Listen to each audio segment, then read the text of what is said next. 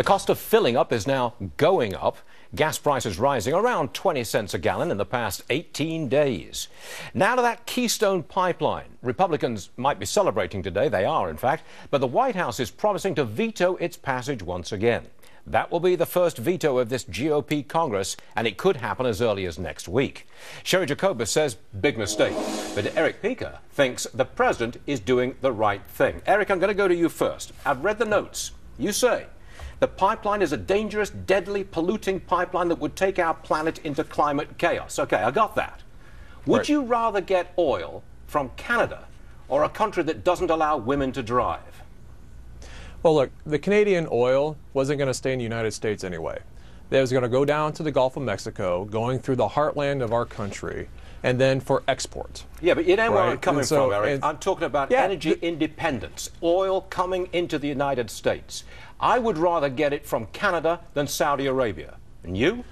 And this is the same Canadian company who's using eminent domain to take away farmers' rights. Well, will you answer the question? And land. Would you rather get oil from friendly Canada or from Saudi Arabia and other countries which really not always keen on us?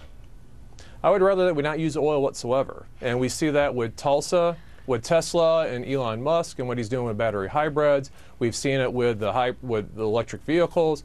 We're seeing our country get off of oil altogether. And that's the reason why Saudi Arabia is trying to drive down the price of oil, because they're afraid of all these alternative technologies that are coming online because of the president's investments that are bending the curb. It sounds like we're talking about theory.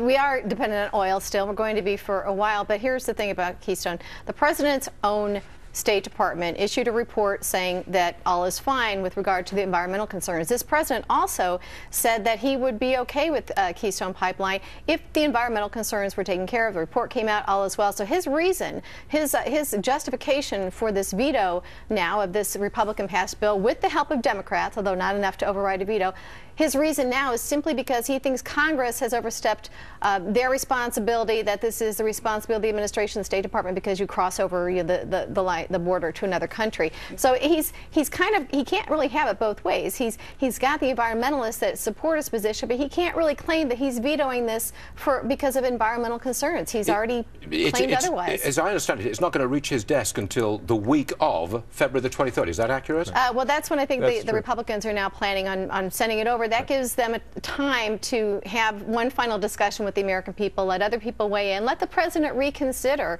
his position on this rather than digging his heels in to maybe do the right thing and pause and listen to the people and to those in his own party. Yeah, I mean, look, this has been such an important bill for the Republicans. It was the first bill taken up by the Senate. They spent a month debating the Keystone XL pipeline, knowing that the president was going to veto. And then now that the House has passed it, they go on vacation, right? Instead of taking their medicine, which the president's going to give them, which is the veto.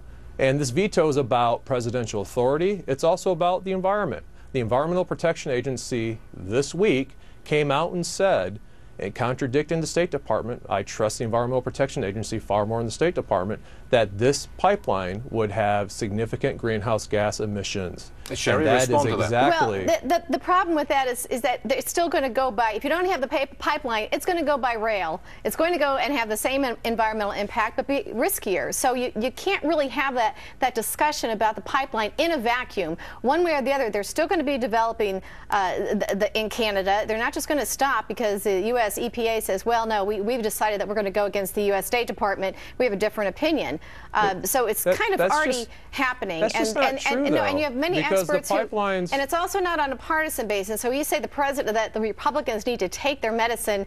There was an election in November. The country put a majority gave the Republicans a majority, both the House and the Senate. Many Democrats have voted with Republicans on this, just not enough to override this presidential veto. So again, the president's going to have some time to rethink this, and we hope that he does. Eric, I just have to make one more point. I just have to say it again. I don't understand why you don't want America to be more energy independent with respect to oil. I don't understand that. And look, this is the world runs on a global oil market. Canada, this oil is not staying in the United States. It's going to be exported to South America. How do you know? You don't know that. There's You 35 don't know jobs. that. Yeah, we know that. Russ Gerling, who is the head of TransCanada, refused several years ago to testify on the record to the U.S. Congress saying that this oil would stay in the United States. Several years ago? You don't think things may have changed? You don't think the market may change? Well, the market has changed. It's just making it uneconomic for Canada and TransCanada to drill the tar sands. All right. And so they need this pipeline to make it cheaper for them to bring it to market, Eric which means that they'll go over through the Midwest. Sherry Jacobus, thank you very much indeed. Good debate, and I'm sure it's going to continue. Thank you. Great. Thank you.